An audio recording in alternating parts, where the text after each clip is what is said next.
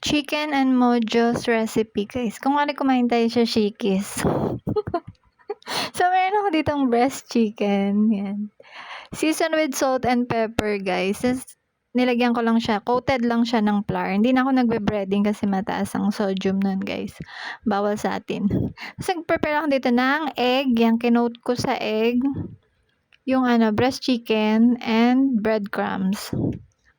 And after nyan, guys, prinito ko lang siya. Ganun lang siya kadali. Parang 130 pesos lang tumanok na to, guys. Pero ang dami na niya. Ayan. Tapos, in-start ko nang hiwain yung patatas ng ganito. Parang mojos na siya. And season with salt and pepper lang din. Ganun lang din, guys. As coated with flour. Yan. Then, prinito ko lang din siya dun sa pinagprituhan ko ng manok para naman di sayang. At nakakapagod maghugas, guys. Ayan na yung mojos, guys, diba? Mukha, pwede na. Pwede na rin malasa na siya. Ang sarap. Tapos, ayan, plating na tayo, guys. Ito yung, yan, chicken. Tapos, isunod na yung patatas. Ayan, mojos. Pwede kang gumawa ng mayo na may yogurt. Kaya lang ketchup lang.